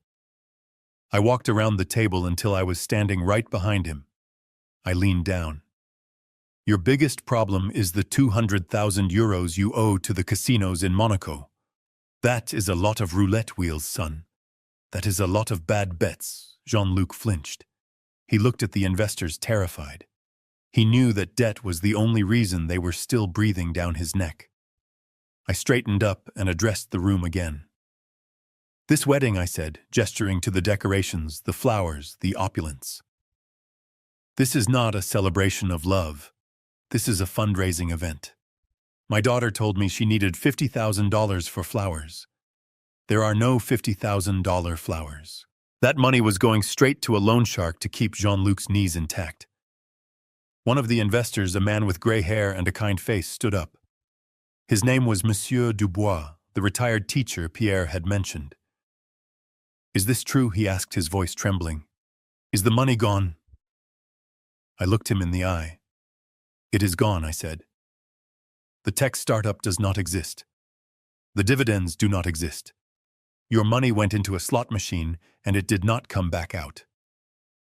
Pandemonium broke out. The investors surged forward, shouting at Jean-Luc, demanding answers. Madame Beaufort started screaming in French, calling me a liar, calling me a devil. Jean-Luc was shaking his head frantically, trying to deny it, trying to salvage the con, but the papers were right there on the table. The evidence was undeniable. I watched them turn on each other. The rats were eating the rats. But I was not done. I had exposed the groom. Now I had to expose the bride. I turned to Madison. She was still sitting there, frozen in her chair. She looked small. She looked like a child caught playing dress-up in her mother's clothes. But she was not a child.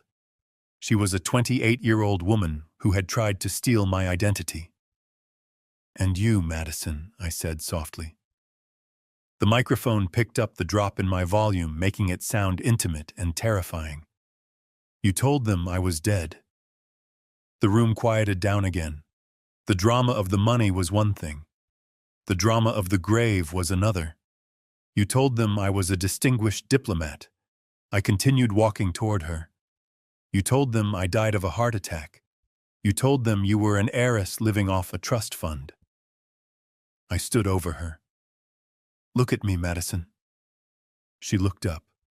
Her eyes were red-rimmed, terrified. I am not a diplomat, I said. My voice was thick with emotion now, the anger mixing with the grief of a father losing his child. I am Harrison Cole. I pour concrete. I frame houses. I wake up at 4 in the morning and I come home with dust in my lungs and aches in my joints. I built my business brick by brick. I have calluses on my hands that you have never touched because you were too ashamed of them. I held up my hands, palms out, so everyone could see. They were rough, scarred hands. The hands of a worker. These hands paid for your private school, I said. These hands paid for your university. These hands paid for that dress you are wearing. That Vera Wang custom gown that cost $25,000. I paid for it with sweat, with labor, with my life. I lowered my hands. But you were ashamed of that. You wanted a fairy tale. You wanted a dead hero instead of a living father. Because a dead father cannot check your bank statements. A dead father cannot stop you from robbing him. I reached into my pocket and pulled out my phone. I held it up. I saw the fraud alert, Madison. I saw you try to access my accounts this afternoon. I saw you try to use my social security number to reset my password. Madison sobbed a choked, ugly sound. I did not have a choice, she whispered. They were going to hurt him. You always have a choice, I said. You chose to steal. You chose to lie. You chose him over me. I put the phone away. So here is the new reality, I said. My voice was cold now, devoid of any warmth. It was the voice of a man closing a ledger. I canceled the payments. All of them. The chateau is not paid for. The catering is not paid for. This dinner is the last thing I am paying for. I looked at Jean-Luc and his mother. You wanted a dowry. You wanted a payout. Well, here it is. 0. I made a 0 sign with my hand. No trust fund. No inheritance. No monthly allowance. The Bank of Harrison Cole is closed. Permanently. Jean-Luc looked at me, then he looked at Madison. His eyes were wide with shock. The calculation was happening behind his eyes. He ran the numbers. He realized the variable he had counted on, the rich American father, was a negative integer. But she said... Jean-Luc stammered. She said you left her $10 million. She said the trust fund unlocked on the wedding day. I laughed. It was a dark sound. $10 million, I repeated. Son, I have done well for myself. But I am a contractor from Chicago, not a Saudi prince. There is no $10 million. There never was. Madison made it up. She sold you a fantasy just like you sold her one. I looked at Madison. You conned a con man, honey, I said. I guess you did learn something from me after all. You learned how to sell a blueprint before the building was up. Jean-Luc stood up. His chair scraped violently against the floor. His face was red, flushed with a mix of humiliation and fury. He was realizing that his escape plan, his golden ticket out of debt, his safety from the loan sharks, had just evaporated into thin air. He looked at Madison. The look of adoration, the look of love, the look he had worn when they walked in was gone. In its place was pure, unadulterated hatred. You lied to me, he screamed. His voice cracked. Madison stood up, reaching for him. Jean-Luc, please, she begged. We can figure this out. My dad, he is just angry. He has money. We can... She did not finish the sentence. Jean-Luc's hand moved faster than I expected. The slap echoed through the room, louder than the microphone drop, louder than the shattered glass. It was a vicious, backhanded strike that caught Madison across the cheek. The force of it knocked her back into her chair. She gasped, clutching her face, staring at him in shock. You stupid bitch! Jean-Luc screamed, standing over her. You told me 10 million. You told me it was guaranteed. The room erupted. Pierre was on his feet, moving toward the table, but I held up a hand to stop him. I needed her to see this. I needed her to feel it. Jean-Luc was not done. He grabbed the tablecloth and yanked it. Plates, glasses, silverware, and the flower arrangements crashed to the floor in a cacophony of destruction. $10 million, he roared, saliva flying from his mouth. I have people coming for me. Real people. Dangerous people. And you bring me a bricklayer. He pointed at me, spitting on the floor. A bricklayer with empty pockets. Madison was crying, huddled in her chair, the red mark on her cheek growing brighter by the second. She looked at Jean-Luc, then she looked at me. She was waiting for me to step in. She was waiting for her father, the protector, the man who fixed everything to charge in and knock him out. She was waiting for the rescue. But I stood still.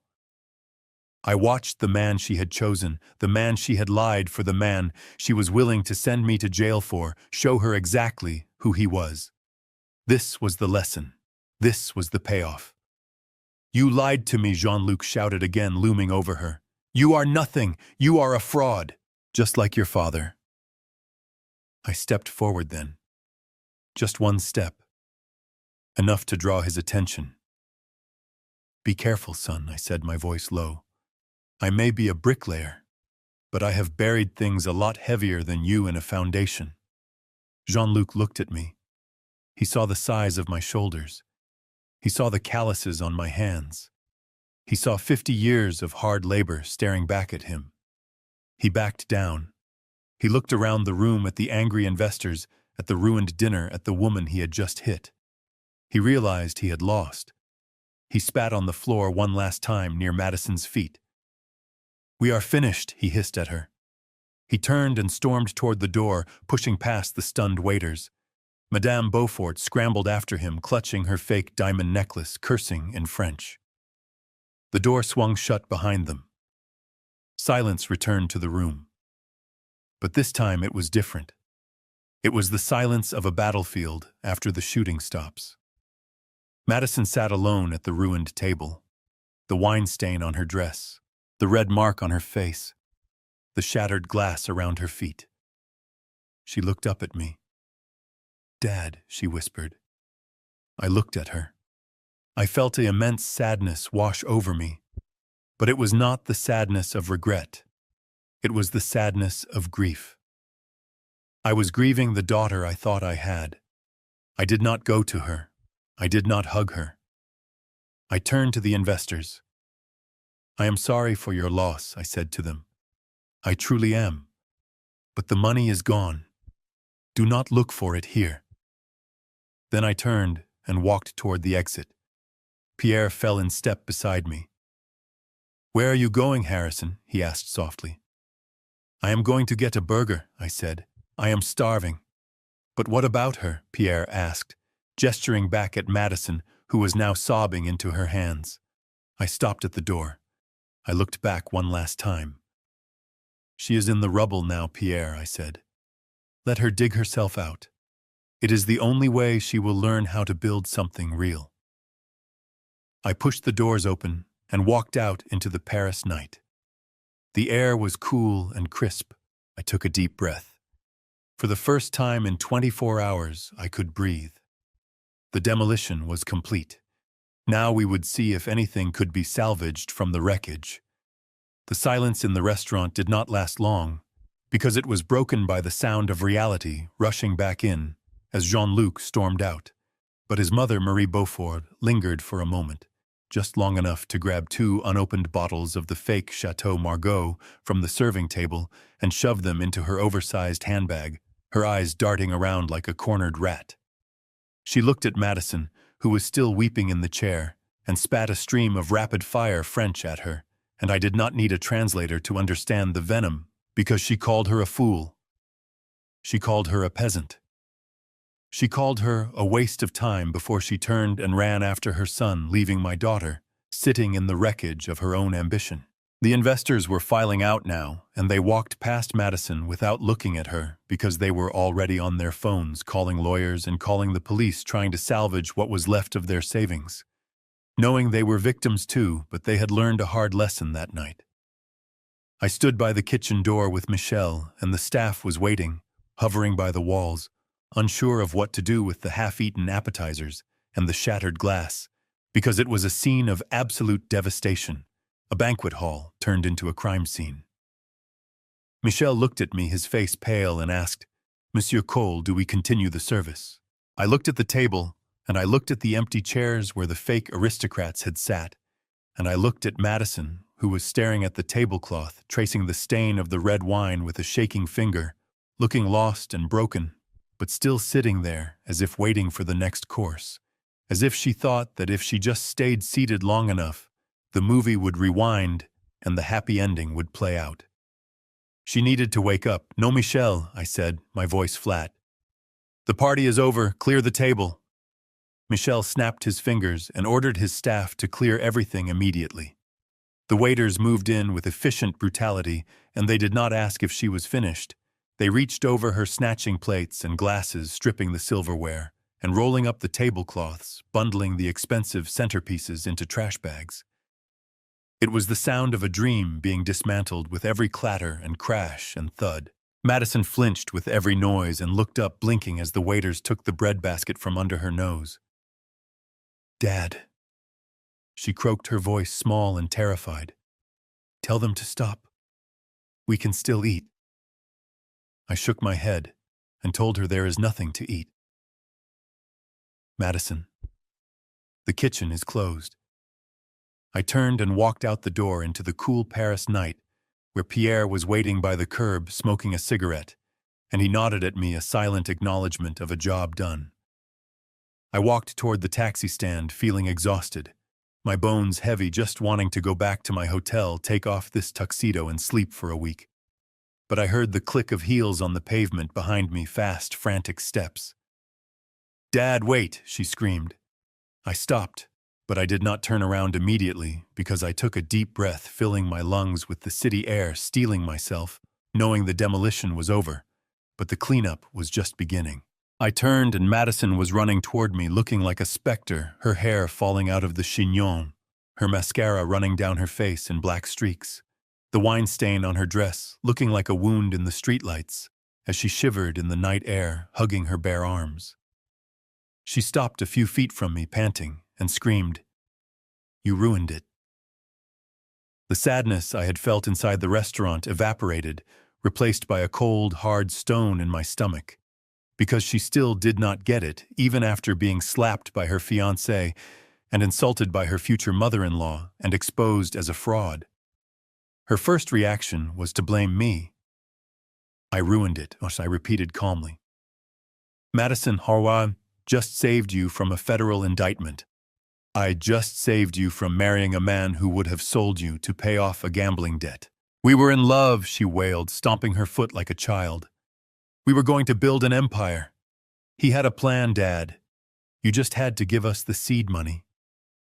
You have so much. You are sitting on millions, and you let your only daughter suffer. You are selfish. You are cruel."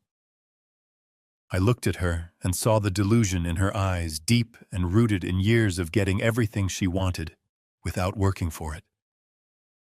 I stepped closer to her and said, "I am not selfish. I am a father, and a father does not let his daughter marry a conman. A father does not let his daughter steal from him." "I did not steal," she argued. "I was borrowing it. I was going to pay you back when the trust fund unlocked." "There is no trust fund, Madison," I shouted, my voice echoing off the stone buildings. "There never was. That was a lie you told them, and then you started believing it yourself. That is the sickness here, you lied so much. You forgot what was real." She stared at me, her mouth opening and closing, and whispered, "But you have money. You could have just paid them. You could have let us be happy." "Happiness built on a lie is not happiness," I said. "It is a time bomb, and I just diffused it." I reached into the inside pocket of my jacket and pulled out a plain white envelope that was not thick, containing only 2 pieces of paper. I held it out to her and said, "Here." She looked at the envelope, and her eyes lit up with a flicker of hope, thinking it was a check, thinking I had broken Shingmi, that after all the screaming and the drama, Daddy was finally paying the bill. She snatched it from my hand and ripped it open, pulling out the papers. The first was a boarding pass for Air France Flight 420 to Chicago, O'Hare, departing at 7 in the morning, tomorrow. Economy class seat, 32B, a middle seat. The second paper was a printout from my bank, confirming an account closure. She stared at them, confused, and asked, "What is this? Where is the money?" "There is no money," I said. "That ticket is your way home. It is a middle seat. It is non-refundable. And that letter is a notification that I have canceled your supplementary credit card. And I have also called the landlord of your apartment in Chicago. The lease is terminated. Effective the 1st of the month, I am selling the furniture to cover the breaking fee." She looked up at me, horror dawning on her face, and whispered, "You are cutting me off." "I am setting you free," I corrected her. "You wanted to be independent. You wanted to be a big shot. Well, here is your chance." I pointed to the ticket and said, "You have 2 choices. Madison option A. You get on that plane tomorrow morning, you fly back to Chicago, you move into a studio apartment that you pay for. You get a job, a real job, waitress, receptionist. I do not care. You work, you pay your own bills. You start from zero, and maybe in a few years, when you have learned what $1 is actually worth, we can have dinner. She shook her head, tears flying, and asked, "What about option B?" "Option B," I said, gesturing to the streets of Paris behind her. "You stay here, you stay with your count. You help him pay off his €200,000 debt. You explain to the police why you were selling shares in a fake company. You figure it out, without me, without my money, without my name." "I cannot go back to Chicago," she sobbed. "I told everyone I was moving to Paris to live in a castle. They will laugh at me. I will be a joke." "You are already a joke, Madison," I said brutally. "The only question is whether you want to be a joke with a future or a tragedy with a prison sentence." She crumpled the papers in her hand and screamed, "I hate you. I hate you so much." "I know," I said, "and I can live with that, because I love you enough to let you hate me." I turned away and walked toward the waiting taxi that Pierre had hailed, and I opened the door. "Dad." "Wait," she screamed, running a few steps after me. "You cannot leave me here. I have no money for a hotel. I have nowhere to go." I paused with my hand on the door handle and said, without looking back, "The airport is open 24 hours. The train costs €10. I suggest you start walking." I got into the car and Pierre slammed the door shut, and I told the driver to drive. As the car pulled away, I looked out the rear window and saw Madison standing on the sidewalk, under the yellow glow of the street lamp, screaming something I could not hear as she threw the envelope on the ground, then immediately fell to her knees and scrambled to pick up the ticket. She was broken and humiliated and alone. It was the hardest thing I had ever done because leaving my child on a street corner in a foreign country felt like a violation of nature. But as I watched her figure recede into the distance, I felt hope because for the first time in her life, she had a problem she could not buy her way out of, and she had to make a choice that had real consequences. She had the ticket. She had the way home now. She just had to decide if she was humble enough to take it. 6 months have passed since I left my daughter, screaming on a sidewalk in Paris, and the Chicago autumn has settled in with a crisp chill that usually makes my old joints ache. But this year, I feel lighter than I have in decades. I am sitting on the back porch of a bungalow in the suburbs, a modest brick house I bought 3 months ago after selling the apartment in the city, because I needed to get away from the ghosts of the past and get back to what I know, which is fixing things with my hands. The garden was a mess when I moved in, overrun with weeds and broken trellises, but I have spent every weekend out here pulling and planting and rebuilding. It is good work. It is honest work. Sarah is sitting in the wicker chair next to me, drinking iced tea and reading a book. We are not dating exactly, but we are spending a lot of time together, and it turns out that having a companion who values you for your company and not your credit limit is a very peaceful way to live. She looks up at me and smiles and asks if I am nervous. I wipe the dirt from my hands and tell her I am not nervous because I have nothing left to lose. I hear the sound of a car engine in the driveway. It is not a limousine. It is not a luxury sedan. It is a 10-year-old Toyota with a dent in the bumper and a muffler that needs work. I stand up and walk to the gate. Madison steps out of the car. She looks different. The Madison who went to Paris was polished to a high shine, covered in labels, fake tan, and hair extensions. The woman standing in my driveway is wearing jeans that are worn at the knees, a gray sweater and sneakers. Her hair is tied back in a messy bun, and she is not wearing makeup. She looks tired. She has dark circles under her eyes and her hands are chapped. She looks beautiful. She looks like a real person. She walks up the driveway slowly, carrying a brown paper grocery bag. She stops a few feet away from me. She does not try to hug me. She does not try to charm me. She just stands there and lets me look at her. "Hi, Dad," she says. Her voice is quiet. "Hi, Madison," I say. She shifts her weight from one foot to the other. I brought you these, she says, holding out the bag. I saw them at the market, and I remembered you used to like them when I was a kid. I take the bag and look inside. It is full of oranges, Florida navels. When she was 5 years old, we used to sit on the porch of our old house and peel oranges together and see who could get the peel off in one long strip. It was our game.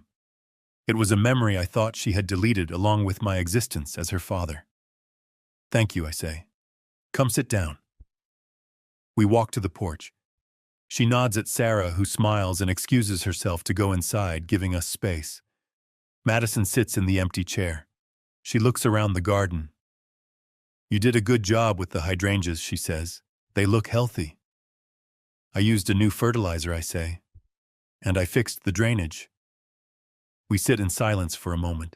It is not the comfortable silence of old friends, but it is not the hostile silence of enemies either.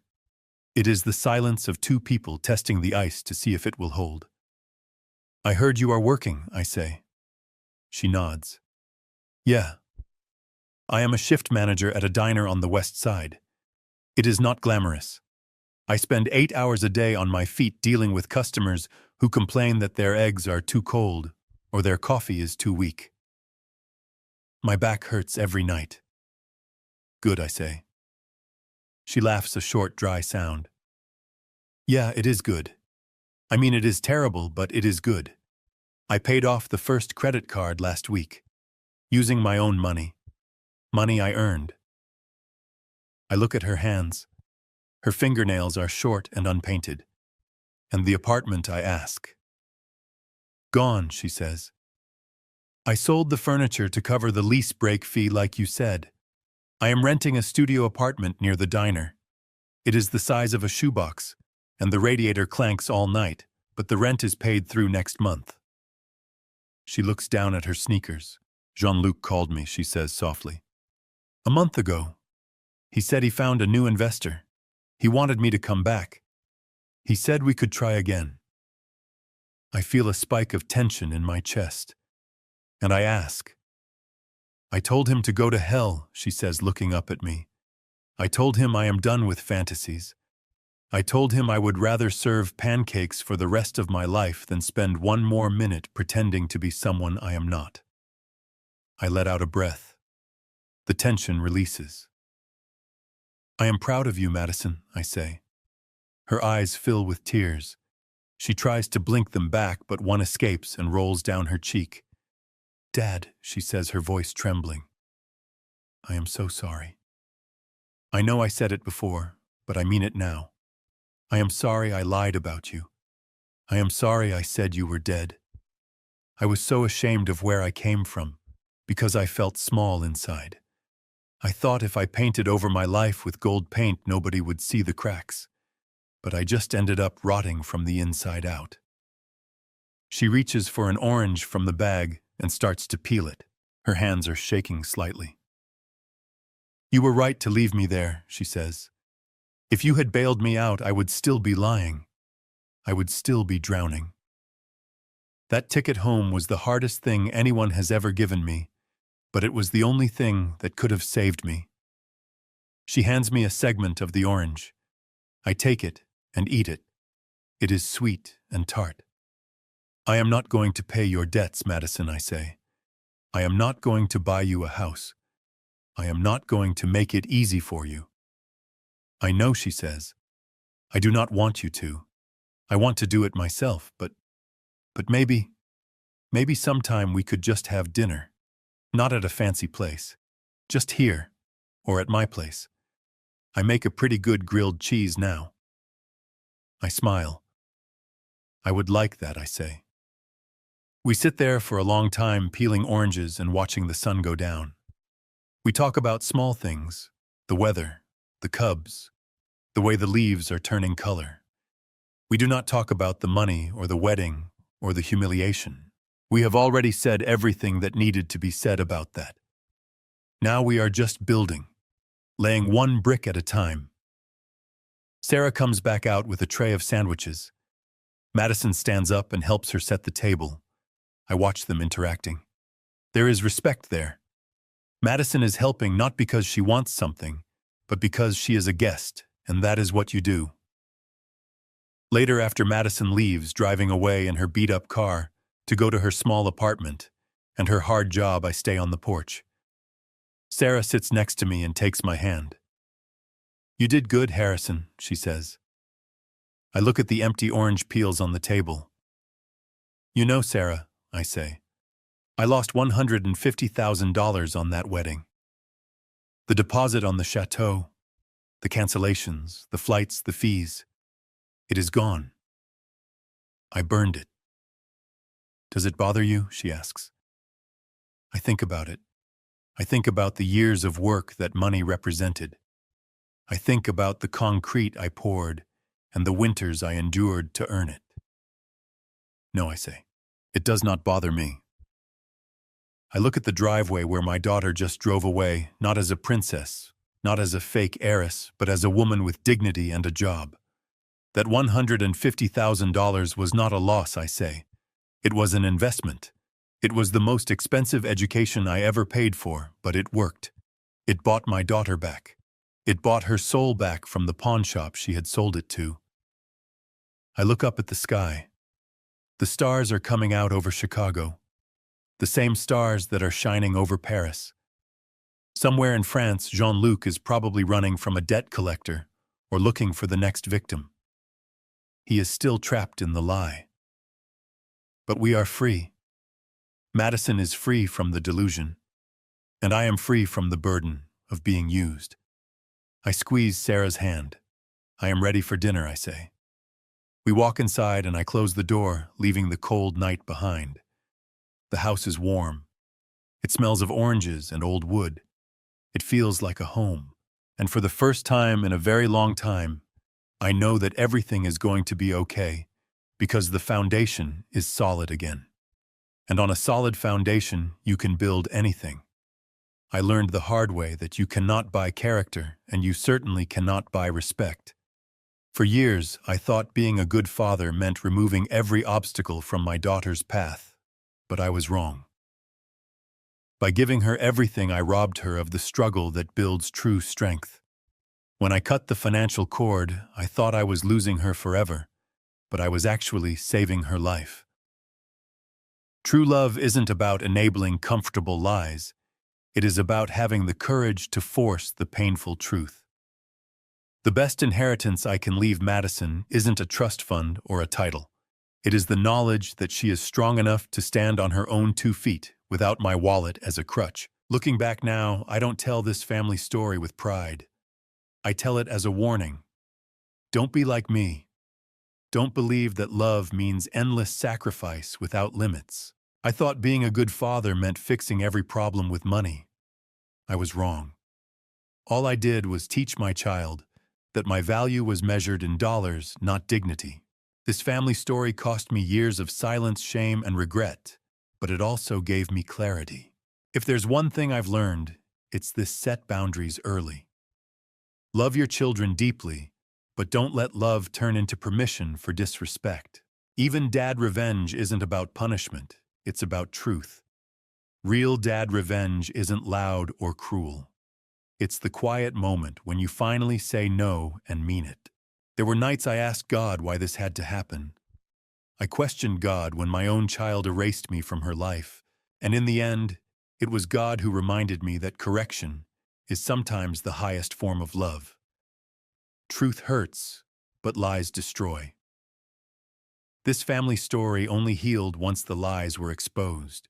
If you're watching this and feeling used, invisible, or treated like a walking wallet, hear me clearly: you deserve respect. Standing up for yourself doesn't make you heartless, it makes you honest. Sometimes dad revenge isn't about tearing things down, but about refusing to keep building on a broken foundation. And yes, dad revenge can lead to redemption if it's rooted in truth, not bitterness. Before you go, I'd love to hear from you. Where are you watching from? And what would you have done in my place? If this story resonated with you, please consider liking the video, sharing it with someone who might need it, and subscribing to the channel for more stories like this. Thank you sincerely for staying with me until the end. And one last note before you move on: upcoming stories may include some fictionalized elements crafted for educational and storytelling purposes. Any resemblance to real people or situations is coincidental, but the lessons are very real.